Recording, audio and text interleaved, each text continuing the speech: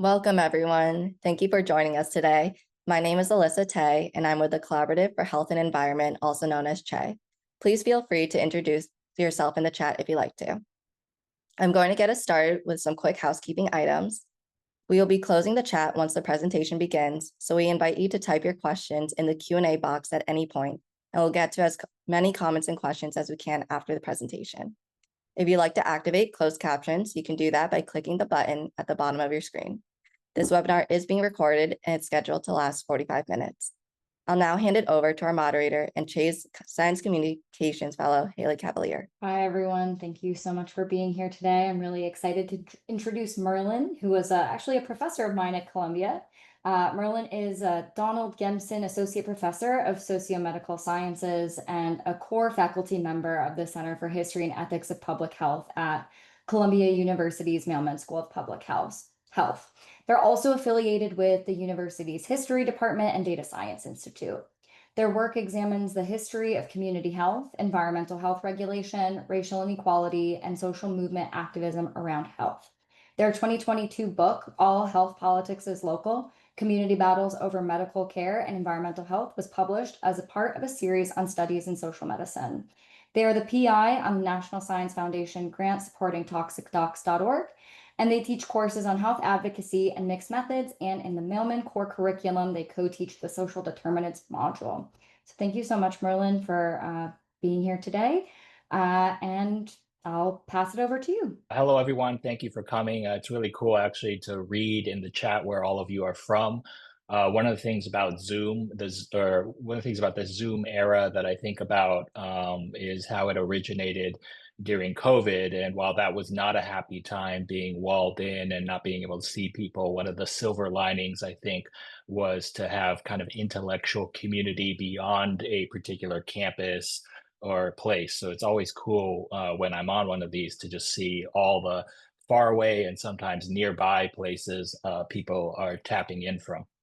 I'm also really excited to be giving this presentation because I will say I've been on the collaborative's various mailing lists on the environment, on integrative health since I was a graduate student. And I've been calling into the webinars. They used to be kind of phone calls for something like 15 years now. So being able to do something for the collaborative like this means a lot to me, and it actually makes me rather sentimental because its work was very foundational to my learning and education as a graduate student. I also at the outset just want to thank three people who not only organized this event, but also put up with my delinquent emailing practices.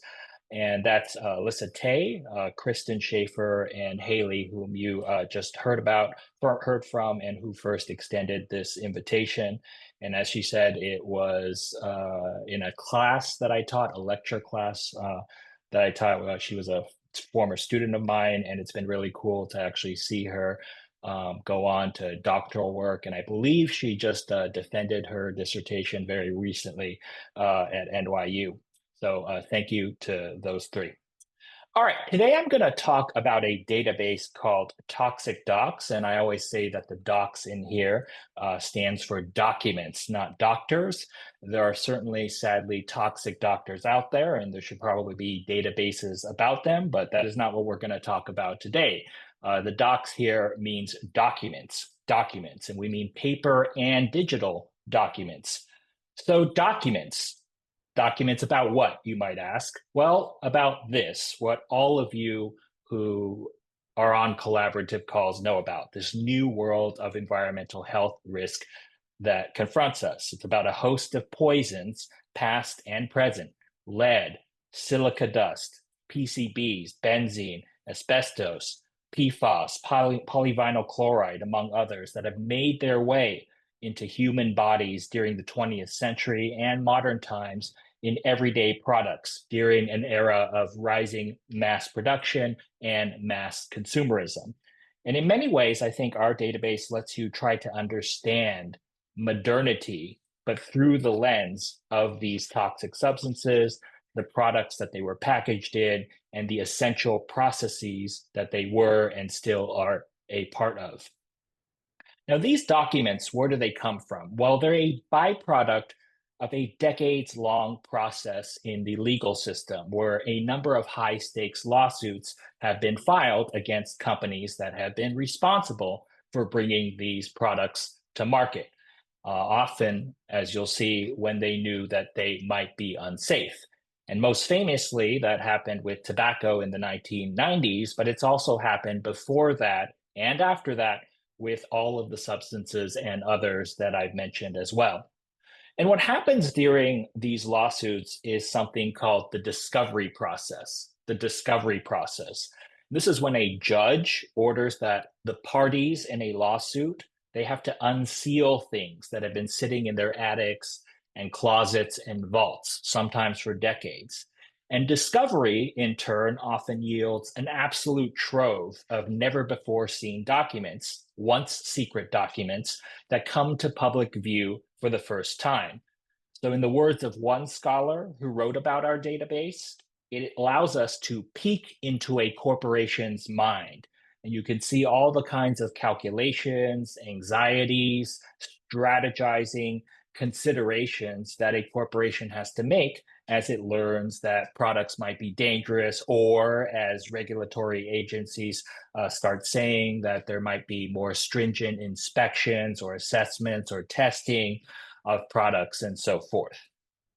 Anyway, the discovery process has unleashed so many documents like the ones you see on the screen, just millions of pages of documents about, as I say, the inner workings of corporations that produced these products, which continue to pose that new world of environmental health risk today. There are confidential memos, boardroom minutes, unpublished scientific studies, PR strategy sessions, many others. And this, by the way, is just a collage. I'll be zooming into some of these documents later. I mean, you can read them if you want, but it's just designed to kind of give you a sense of the kind of mass of material that is uncovered in the discovery process during this kind of litigation.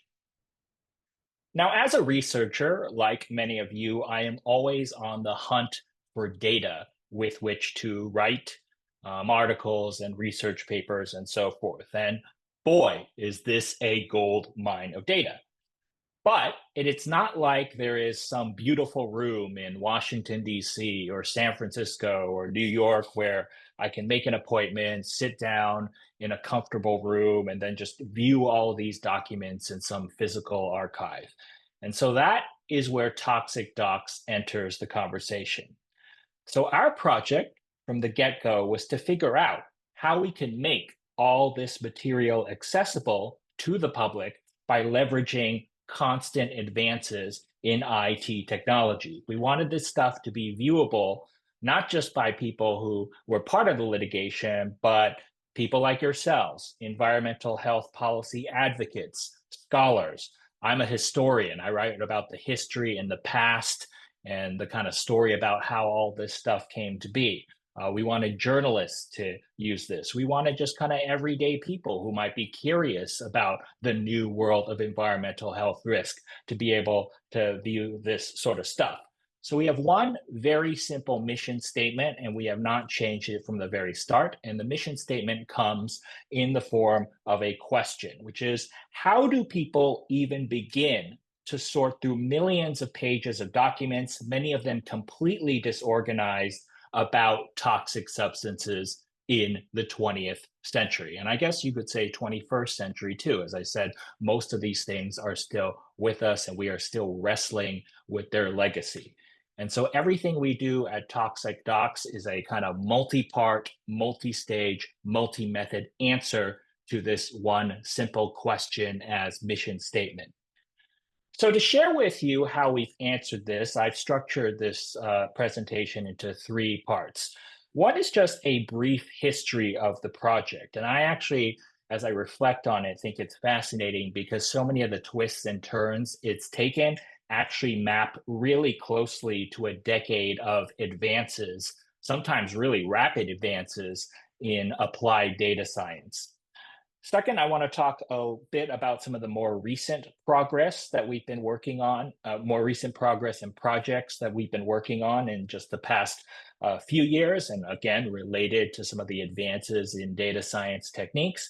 And then third, last, I'm going to discuss some new developments in AI and other kinds of things that are at once exciting, but also present some future concerns for this kind of work as well. So let's start with number one, the brief history. I want to unravel and take you back to the year 2014. I just finished graduate school and I was a postdoctoral fellow and was kind of playing around with some things that eventually became this project. And I received about 1 terabyte, that's 1,000 gigabytes of documents that had come out of litigation filed against Dow Chemical, Monsanto, DuPont, and many other firms in the chemical industry. And my group and I were really excited. But that excitement quickly subsided when we realized what it meant to actually deal with 250,000 documents or about 4 billion pages. Now, the big first problem was that they were just scanned images. They were a complete mess, but they were also not machine readable. They were not machine readable. That is, to a computer, a document like that on the left was just another picture, another image, no different from another picture or another image of someone like recently retired women's basketball legend, 4-time WNBA champion, 5-time Olympic gold medalist, and fashion icon Sue Bird. Just an image. The number one was just an image of a line, indistinguishable from an actual line. So in order to work with these documents, we first had to use what's called optical character recognition, or OCR, technology to get the computer to recognize letters, images of letters as actual letters, images of numbers as actual numbers, etc. The letter S as the actual letter S and not just squiggles and curves, and so on and so forth. So initially we said, okay, well, OCR, duh, everyone uses that. We'll just feed these 250,000 documents into standard off-the-shelf commercial software that we have on our laptops, things like Adobe Acrobat Pro and others that almost everybody has probably used at one point or the other. But by our back of the envelope calculations, this would have taken at least 6 months of OCRing to finish on a laptop like that, assuming no crashes, which of course began pretty promptly. So we were like, God, this is pathetic, this is slow, and this is not a feasible solution to OCRing this many documents. We called this the problem of volume. And so we had to look for another solution, and we found one. And it's what you would nowadays call high throughput computing or parallel computing, which is just kind of a jargony term for a very simple concept. And that's harnessing the power of a lot of computers onto a single discrete task. And to do that, we used an open source utility called htcondor. You see the name of it on the lower right side of the screen. We used htcondor to funnel these 4 million pages across thousands of servers, each of which was doing a simple task, which was OCRing the documents. And each of them did a little bit of OCRing on some tiny chunk of the entire collection. So all told, we'd harness thousands of servers at the same time. We would send them out, and then we'd get them back, OCR'd, we'd reassemble them, and the total time for 4 million pages on a laptop initially was 6 months. But the total time on a parallel computing grid like that, using htcondor to distribute the stuff, was only about a day. When I reflect on this, I always tell people that this project would actually not have been possible in 2005 or 1995 or even like 2010, the way it was in 2014. Because this is all occurring when cloud computing and high throughput computing and tools like htcondor are being developed. And they're actually also starting to become much more scalable and affordable, especially for a project like ours, which basically started as a shoestring project with almost no budget. And so I always just kind of walk you through this to just give you a sense of how critical timing was to this project. Now, nowadays, rigging up a grid like that to some people is kind of cumbersome, actually. Nowadays, you can, go to any cloud provider, get yourself a server with a few NVIDIA chips, and you can get yourself these kinds of results.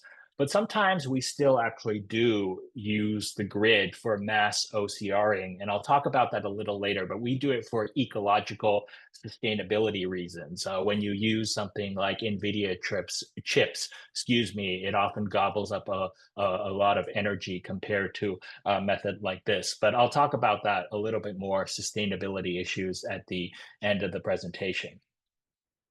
Now, however archaic this kind of old school method of rigging up a grid like this may seem now, it did allow us to create a website with search features that allow users to type in keywords and also search by a company name, a toxic substance of interest, dates, etc. And we actually spent some time actually figuring out what our user interface would look like. It originally had many more kind of boxes and features, and our users told us that they didn't like that. They felt overwhelmed. They wanted something very simple that resembled a Google search. So this is actually still what the site kind of looks like today in terms of user interface. And people have used it to produce some really cool scholarship. So on the right, for example, a legal scholar used ToxicDocs to find material on Clarence Thomas's employment as a lawyer for Monsanto, which gives some clues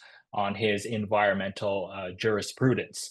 On the left, we have a brilliant student, Colleen Lanier Christensen, a doctoral student at Harvard, and she used the database to write about the OECD's chemical testing standards and how they were influenced by private companies. Some colleagues of mine and I used the database to show how the FDA's asbestos standards in talcum products were undermined by pressures from private industry trade associations. We've also seen books that have used material in the documents, along with PBS documentaries. And recently, just a couple years ago, ProPublica and NPR did a story on the EPA's failure to fully regulate asbestos as aggressively as it might have because of industry pressure. And it used some of the material in the database. And I will say, there's nothing more legitimating to one's mother than being able to send in an NPR article to your mom and see that your work is being featured by their favorite radio station.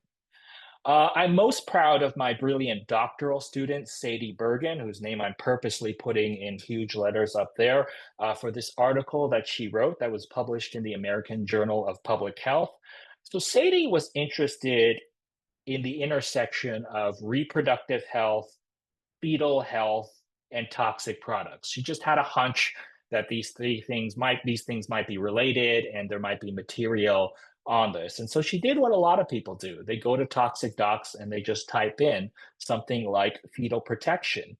And she ended up finding a crazy set of documents from Firestone Plastics Company, Firestone Plastics. So this is what she found. So in the 1970s, there were two sets of laws and rules and regulations that were being passed, and they both dealt with whether or not women could work in plastic factories and industrial kinds of settings.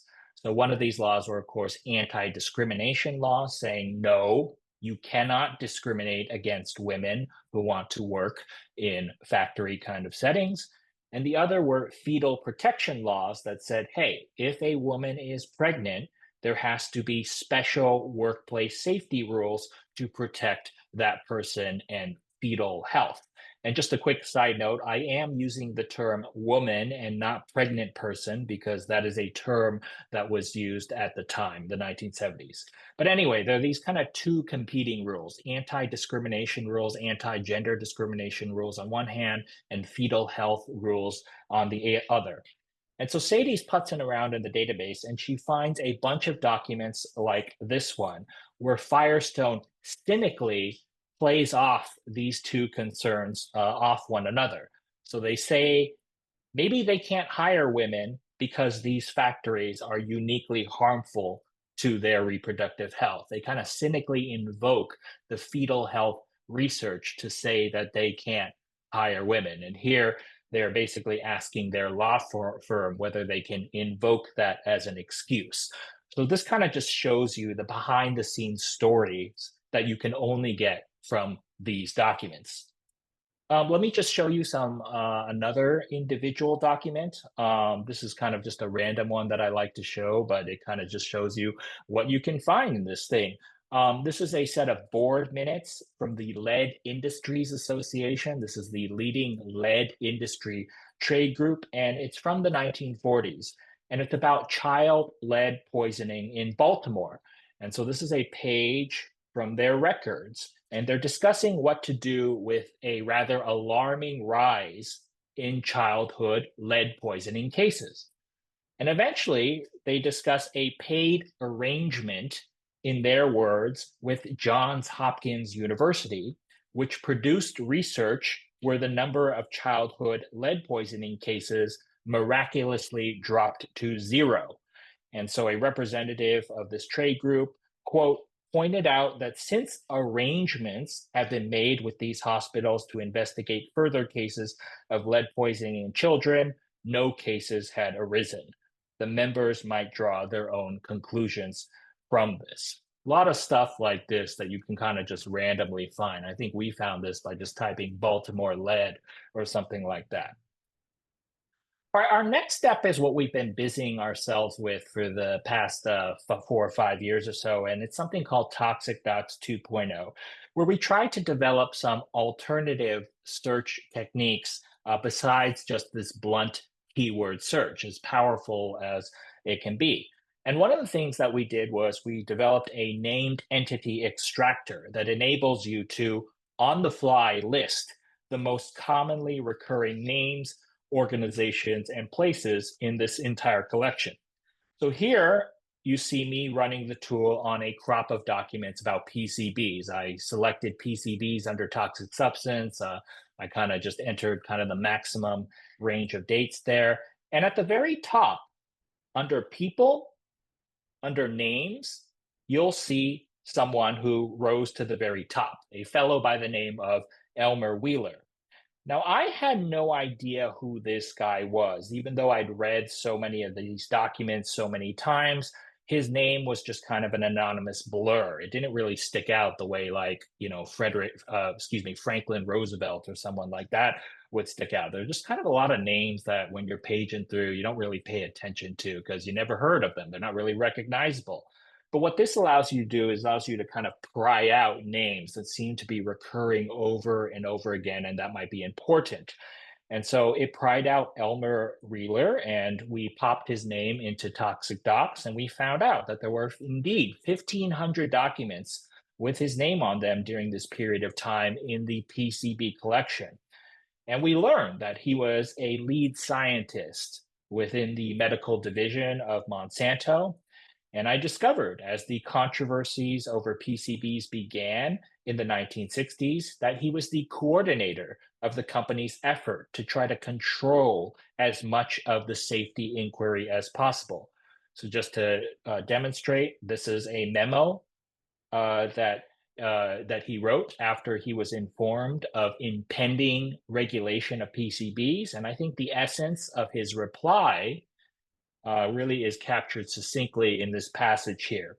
The general approach, Wheeler says, should be our continuous cooperation with these agencies and to answer their questions, but not offer a great deal of information or content. And then he kind of elaborates on how exactly they're going to give answers that are actually not particularly useful and that are not particularly specific.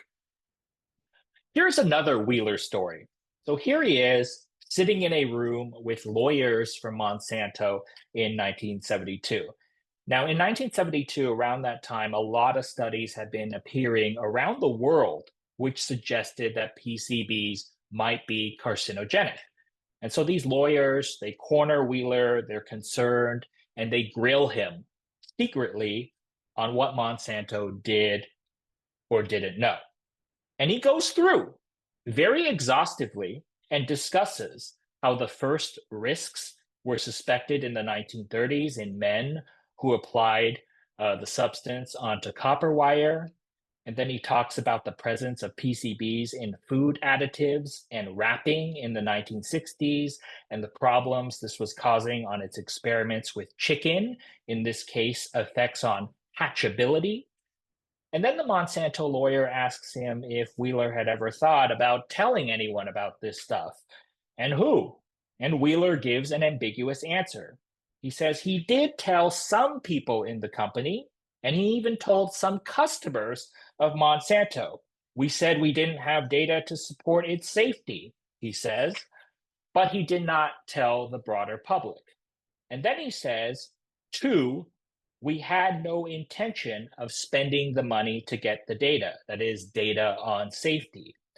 And then perhaps most revealingly, all of them start talking about the supply chain and how PCB is used in a bunch of other products, how Monsanto knew its PCBs were being used by all kinds of agricultural firms. And this is actually very important in some of the litigation against Monsanto right now. So Monsanto's defense has rested kind of heavily on the claim that, okay, they made PCBs, but they had no idea exactly how far-flung firms were using the PCBs. So it's like, okay, yeah, we made them, but we don't know what other people did with them. But here, back in 1972, they are saying the opposite. The lawyer here is saying that there are about 10 stopping points in the process, in a manufacturing process, and it seems unforeseeable, at least to him, that somebody wouldn't recognize the danger without saying it is Monsanto's fault. Exact quote.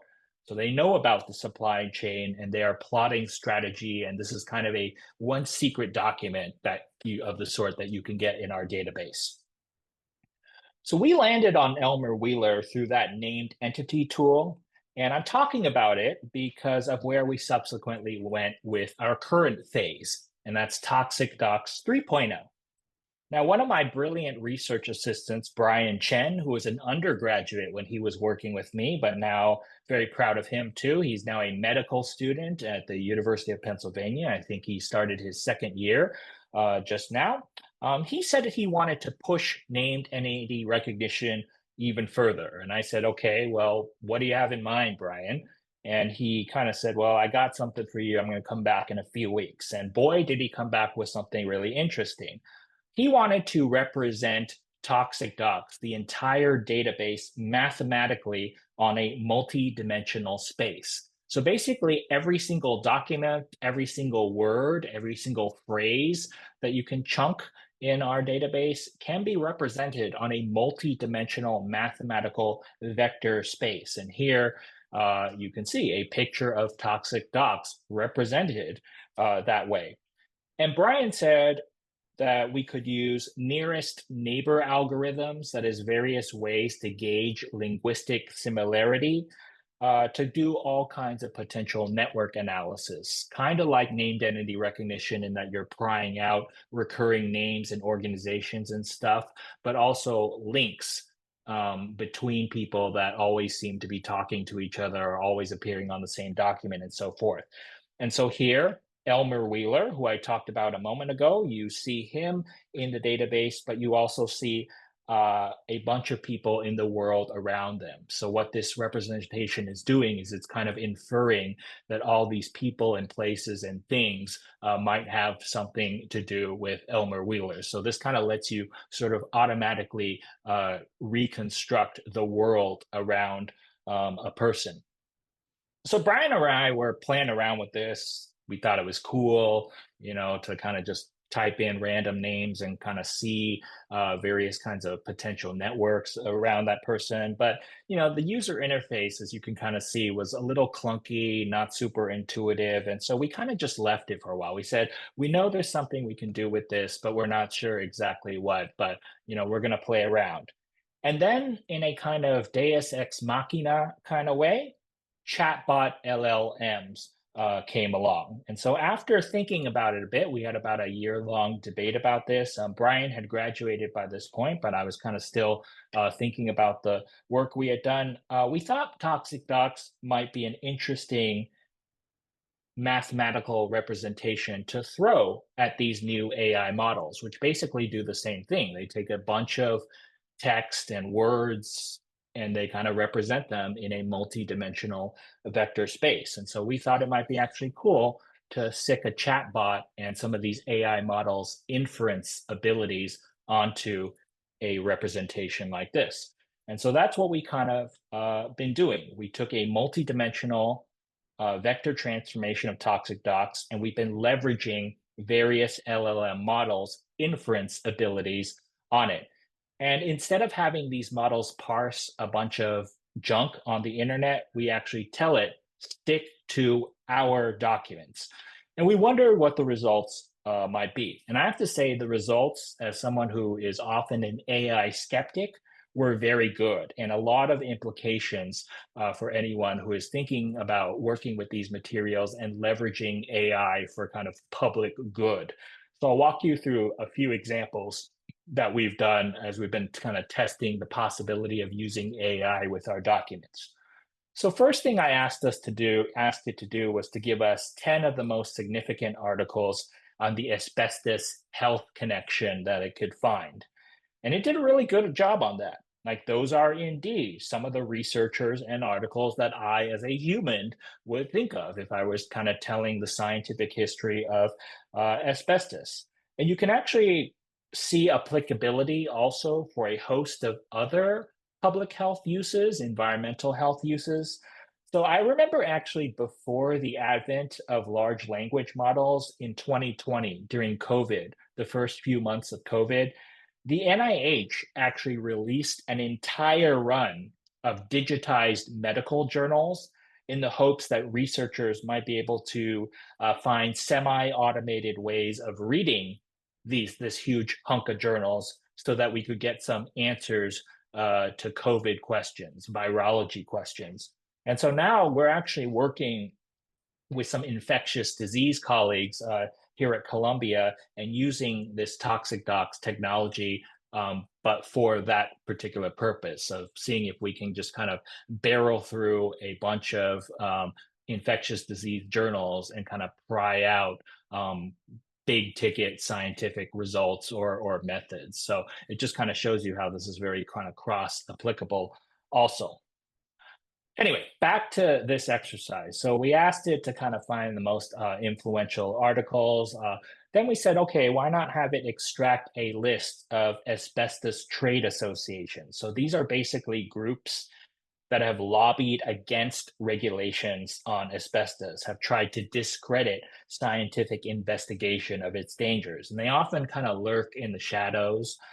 Sometimes, people don't even really know that they exist or what their names are. But when we asked it, can you name all the trade associations? And it did so right there. And then what you can do is you can go back to toxicdocs.org and enter these names and find all sorts of documents about them. Finally, I wanted to test this thing on a very specific event that I knew well. So Jerry Markowitz, David Rosner, and I authored an article about the FDA's attempts in the 1970s to influence the standard that the FDA set on how much asbestos could be present in products, including talcum powder. And there's this attempt by a trade association to make that standard much less stringent than others were arguing for. And everything in this account right here basically checks out, beginning with the early scientific warnings about the presence of asbestos in talcum powder, the role of the trade association named specifically here, and the basic contours of the FDA's internal debate. And you get links to the documents too, so you can check this all out yourself. So I was kind of wowed by this, and I actually think this is actually quite promising and more promising than I thought it would be. AI has also been really helpful for another kind of annoying under the hood technical issue that has bedeviled not just our project, but anybody who works with scanned historical documents. And that's bad OCR, bad OCR. So here, these are some scanned meeting minutes from a trade association for the chemical industry. And on the next page to the right is some OCR, oh, excuse me, it's internal correspondence with Union Carbide. But they are kind of discussing something that the trade association is doing.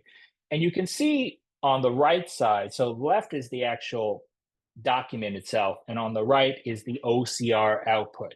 And if you read the stuff on the right, just kind of skim it, you can see that some of the words are elegantly OCR'd, but some of them are total gibberish, particularly at the top. Like, look at the top there, right? There's like a mailing address, but there's all kinds of exclamation marks and apostrophes and things like that. And this is really annoying. They cause a lot of problems for full text searches or things like named entity recognition. Like, my name is Merlin, and if I was in the database, you would type Merlin and try to find me. But if there was an OCR error and it interpreted my name as not Merlin, but Merl1N exclamation mark, you wouldn't be able to find me. So this is the problem with bad OCR. And it is something that anybody, as I say, working with scanned historical documents drives us absolutely crazy. But AI has represented, I think, a huge leap in this bad OCR problem. So if you actually ask AI to do the OCR, some of these new novel techniques, instead of trying to guess based on a particular letter and the geometric shape of the image it sees, what it will do is it will actually look at the surrounding context and then make contextually informed guesses at what these scanned images of letters are. And so on the next page here, you can actually see how it's doing that, particularly on the gibberish that I've highlighted with that arrow. So it knows on the right is the output, and on the left is the original document. And it knows that there is indeed a city called South Charleston in West Virginia, and that there are linguistic references to a South Charleston plant elsewhere in the document. And so it knows that, and it uses that context to render the junk gibberish into something accurate, which is South Charleston. And it does this not by kind of looking at the S and the O and the U kind of individually the way old school OCR does. It looks through our entire collection of documents and it finds, oh yeah, West Virginia and South Charleston are two things that are often mentioned together. This is South Charleston. So kind of a contextual approach to OCR. And so this is actually huge for us. It's going to eliminate a huge number of the OCR errors that plague our database. And we're actually making preparations right now to re-OCR the entire data set. And then finally, on a less technical note, we have a new Freedom of Information Act project that I'm really excited about. Freedom of Information Act, as many of you know, is a federal law that allows you to demand from public agencies documents about their operations. And our FOIA project is actually inspired by some folks at George Washington University who do this all day for foreign policy. And we actually know a lot about American foreign policy history because of their work. One of our first projects with this new FOIA initiative has been to file FOIA requests with the EPA to get more information about the Trump administration's dealings. And we've paired up actually with a group that many of you are part of or know of, the Environmental Data and Governance Initiative. And we've created a new site within a site for this. And we've actually gotten a surprisingly good yield back from our Freedom of Information Act requests. So here is just one example of a document that we got from filing one. This is an example of the Trump administration, the first Trump administration, meeting with a list of people who are all well-known climate change skeptics. So we're really actually learning a lot about the inner workings of the Trump administration by filing these FOIA requests with the EPA and actually getting, surprisingly, some material back. Now, in my final minutes with you, I want to say that not all is fun and games for those of us doing this work. And I think we should kind of assess some of the future risks in the near and medium term. One risk that I am very worried about is fakes, fake stuff. So there's been concern about fake video, fake audio. There are actually some really scary videos of Barack Obama saying stuff that he never said. But what about fake documents? Like, will we one day, maybe very soon, have stable diffusion, image creation, AI techniques that could actually create really realistic looking memos and historical documents that are in fact fake? I worry a lot about that. Some of you may remember that 20 years ago, there was a scandal at CBS News because these realistic looking memos came out that suggested that then President George W. Bush might have dodged the Vietnam draft. And they looked really real. Like, this looks pretty real to me. But it turns out they were actually just created in a word processor and someone sprinkled some dust specks on them. And they fooled CBS News. And many of you may also remember that anchor Dan Rather had to actually resign from the evening news as a result of being fooled by this fake document. A second warning that I have is interpretive. So I showed you all these tools. Some are AI assistants, some not, and how they help you find needles in a haystack. But one problem I worry about with AI is that it's going to encourage people not to give attention to the larger context around the needle that you find. And it's instead going to encourage what I call the smoking gun fallacy, that a single document is all you need to make some grandiose argument about the culpability of some big company. Now, that sometimes happens, but it's actually more rare than it is common. More often than not, you actually have to piece together 100, 200, maybe 500 documents to see the full story, work out contradictions, see a pattern. You really have to immerse yourself also in the scholarship done on the history of epidemiology and toxicology during the period and so forth.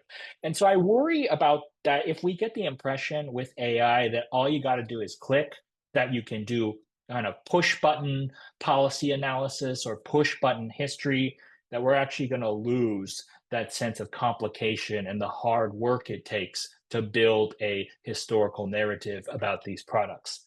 And then finally, and last, I'll end on this. My third concern is ecological.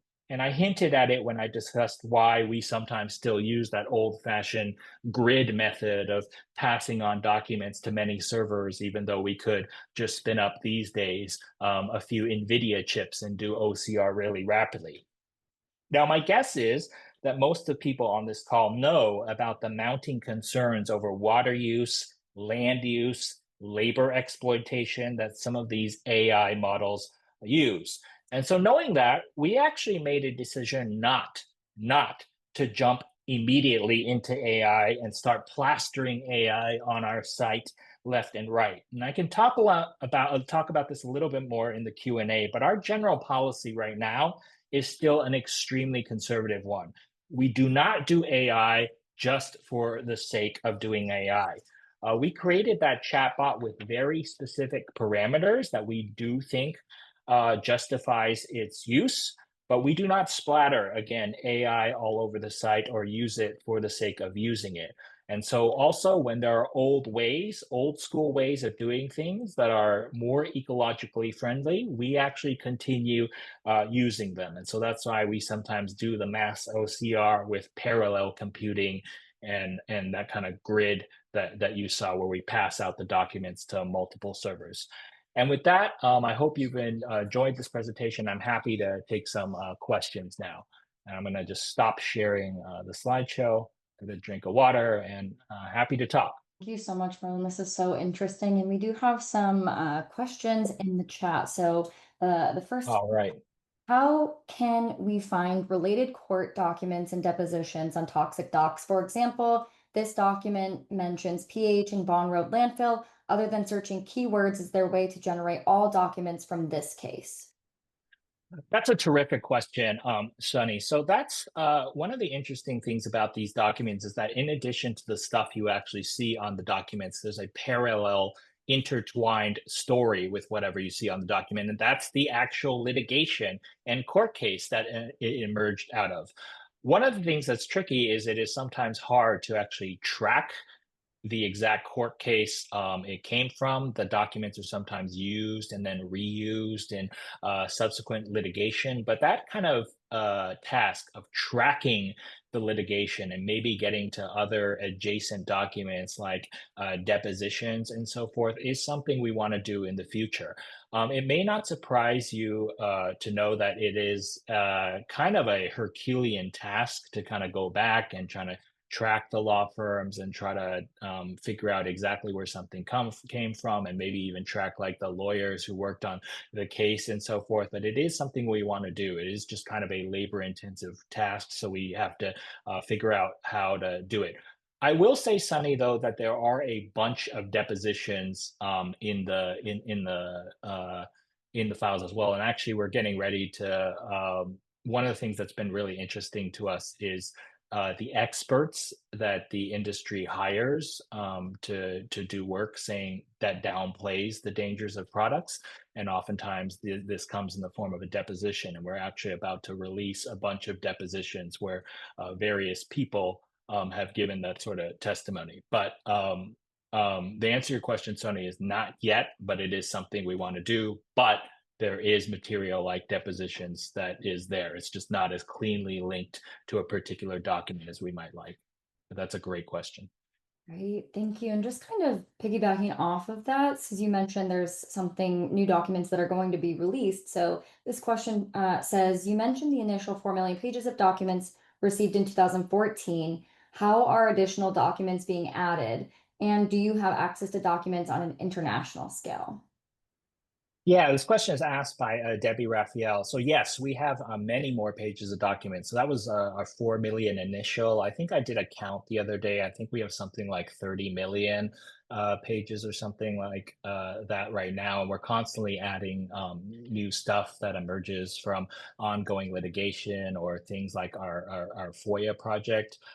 You also asked in that question international stuff. There's actually a lot of international stuff in these documents, even if the cases are from the US. And I should say one thing about that. One really unique thing about the American legal system that actually some of our colleagues outside of the US remark upon is the discovery process and how it unleashes all this material. It's actually, there are other countries where you have a comparable process, but more often countries where you don't have that sort of process. So these are all kind of American cases, and you might think that they only tend to focus on American events, but actually there is a lot in the material that because of this process and this kind of generous discovery process that comes out. So I'll just give you one example.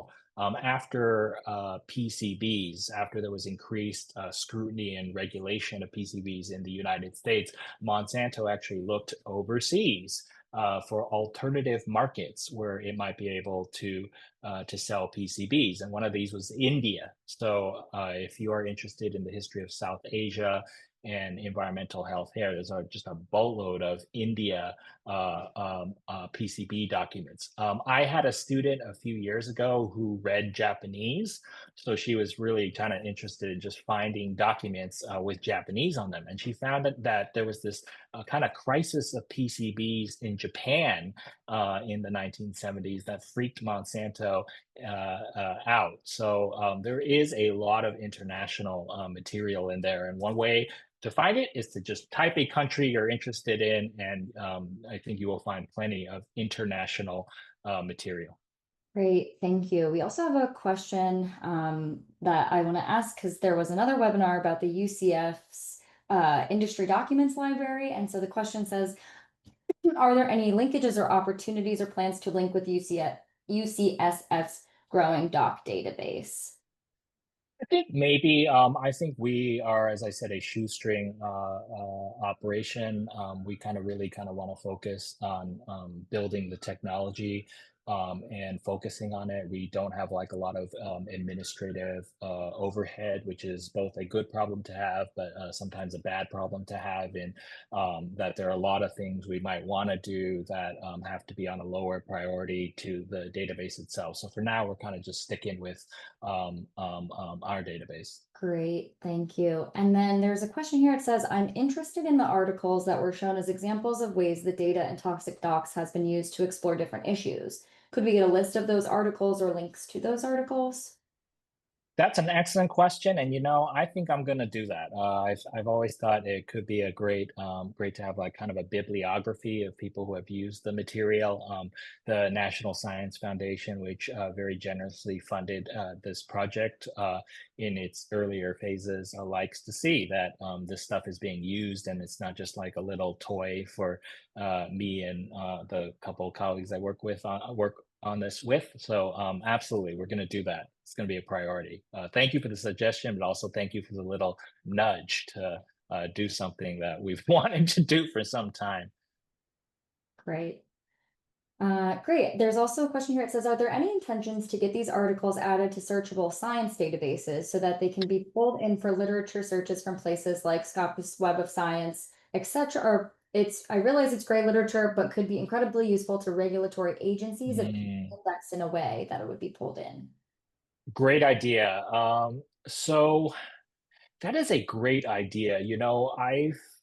The so some of you probably dealt with PubMed, and PubMed often has this kind of very laborious, I think, too kind of laborious process where it determines what articles are going to be in PubMed and not in PubMed. So I haven't looked to see Web of Science if they would be more open to having some of these documents in there. But that's a great idea that I would like to explore. And I think it's especially important because one of the most interesting things that I've learned from using this database is that the scientific history of a toxic substance is very incomplete if you only look at published articles. Because one of the kind of major document types we have here are unpublished internal scientific studies where say a company like DuPont says, oh, we're really worried about whether this chemical might be dangerous. Let's kind of run a so speaking about the pathologies of AI, for some reason,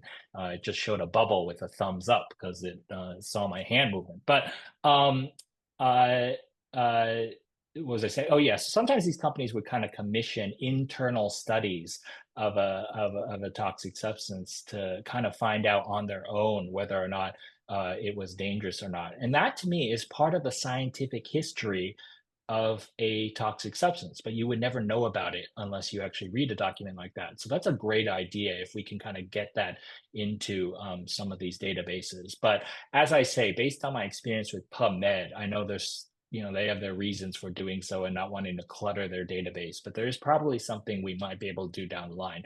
That is a terrific idea and one that we're going to pursue. And one of the reasons why I love doing calls like this, because ideas that are much better than my own often emerge. Thank you. Great. So one question here, are the substances in the database limited to those listed under toxic substances in the advanced search, or are there other toxic substances that are included in the documents? Yeah, so kind of a two-part answer. So the simplest answer is yes, they emerge from litigation around a particular toxic substance. But as I said in the answer I gave to the question about whether there is non-US international material, often when you have a bounty that comes out of the discovery process, you'll get things on other substances because most of these companies had their hands in multiple toxic substances. So I'll give you one example of where that happened. In the polyvinyl chloride collection, there is a lot of material on dioxin and Agent Orange, the toxic substance that was used in the Vietnam War. None of the litigation was around that, but it was just there. And there was so much of it, we decided to just create a separate dioxin category because there is a huge interest now in Agent Orange and dioxin. So the answer to your question is yes, like on a surface level, those are the only ones, but no, there are definitely more toxic substances in there than those listed. And actually, this is another thing. One of my colleagues, Jasmine McDonald in the epidemiology department here, she actually said something to me that it never really occurred to me, and I felt so silly for not thinking of it after she mentioned it to me. But Dr. McDonald said, often toxic substances go under multiple different names, or they're kind of like derivatives. And wouldn't it be cool if there's a way we can develop a tool where if you have a toxic substance that goes by one name, it'll like plow through and look at the 10 other names it might go by. So we're actually working on something with Dr. McDonald and some of her students to do that. We still have time for a couple more questions. So this one says, thank you for your work. Do you have access to the kind of domain-specific AI OCR tool relevant to the data sets in ToxicDocs, which would increase accuracy? And if so, could you share more about it? Yeah, so that's a terrific question. So initially, in our initial forays with AI, we found it performed horribly because it was sort of drawing from the general. So these AI models are basically trained on a massive material that's kind of a black box, although we have a good idea of what the black box is. Wikipedia, tons of web pages, frankly, pirated books and journal articles, etc. But Reddit posts on the discussion board site, Reddit. But the problem with like kind of that universal black box is there's so much junk and so much extraneous stuff in that. It's not domain specific, as the questioner points out. And so that's why we developed this kind of new approach where we're actually essentially throwing out the black box and telling it to only focus on not only our material, but subsets of our material. So those multi-dimensional vector representations of our data set, we actually can carve them into even more discrete categories, subcategories like the polyvinyl documents or the DuPont documents in polyvinyl chloride, etc. And that allows the OCR AI to be domain specific and to allow the contextual clues to be a lot more accurate. So we have been doing that, and that's a great thing to point out.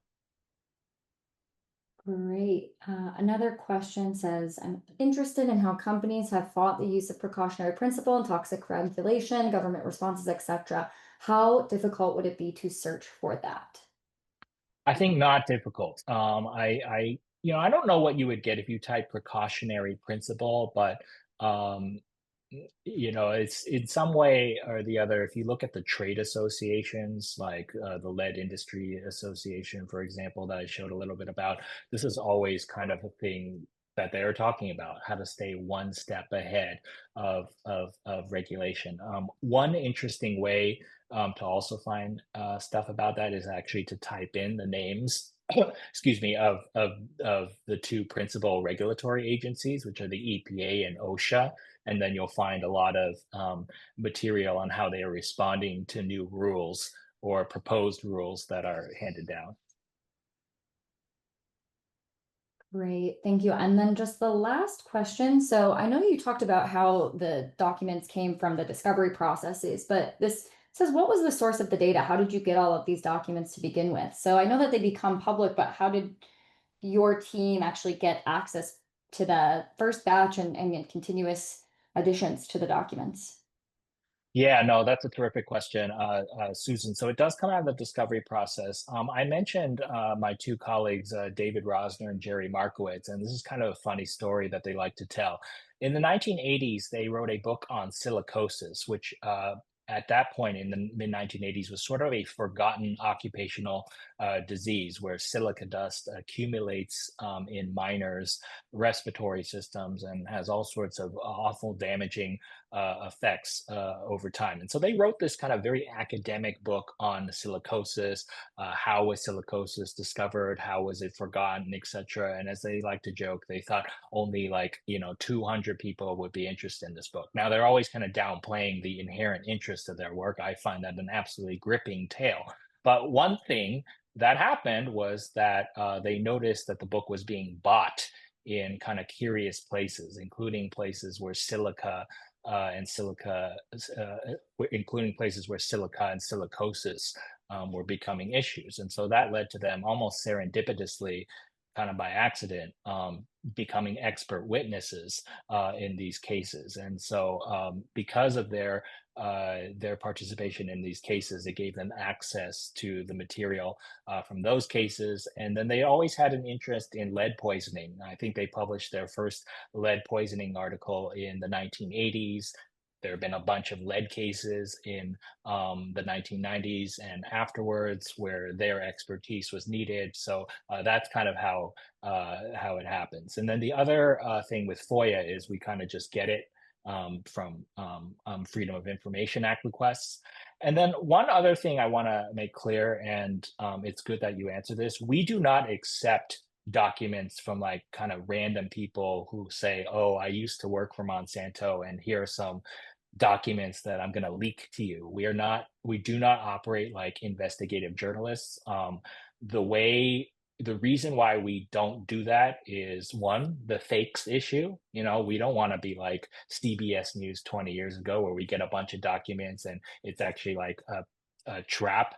And no authentication. So I think that's one reason we stay out of accepting leaked material. And we actually did have a conversation about whether we should do that. I've been offered leaked material before, but we've rejected it every single time. And then one last thing that is not connected to that question, but we actually have a sign-up sheet at the start of the website where you can, I think, sign up for a newsletter or an account on our website, and then you're automatically enrolled in a newsletter. And if you sign up for that, we'll actually send out links to the AI tool, and we'd love for all of you to test it because we haven't publicly debuted it yet. There's still a few minor things we want to iron out, but we also want some suggestions from you folks. So if you could sign up, we'll blast out when that tool is available. All right. Thank you so much. And thank you everybody for your really great questions. I'm sorry that we couldn't get to all of them, but we do save the chats. So we'll have them. And if Merlin, you want to, reach out, or other people can reach out to you to get some of their questions answered, we can do that at a later time. And I'll give it back to Alyssa for wrapping up on announcements. Thank you, Haleigh. And thank you so much, Merlin, for sharing this important work. Thanks also to all our participants for your thoughtful comments and questions. I'll wrap up now with some quick announcements. A video recording of this conversation will be available on Che's website soon, and you will all receive an email with a link to that recording. Please also save the date for our next webinar, Science in a Shifting Political Landscape, on Thursday, October 23rd at 1 p.m. Eastern Time. We'll put that link into the chat right now. Lastly, at the end of the webinar, you'll be directed to a Google form if you'd like to provide any feedback. We'll also put that link in the chat now. With that, we'd like to thank you again for joining us. Thanks again to Merlin for taking the time to talk with us today, and Haleigh for moderating the webinar. And thanks to Kristen Schaefer for her help behind the scenes. We hope to see you again on future webinars. Thank you so much, everyone, for coming. And I've been kind of looking at these chat comments and questions, and it's just so cool to see not just people from all over the world, but all the amazing ideas you have.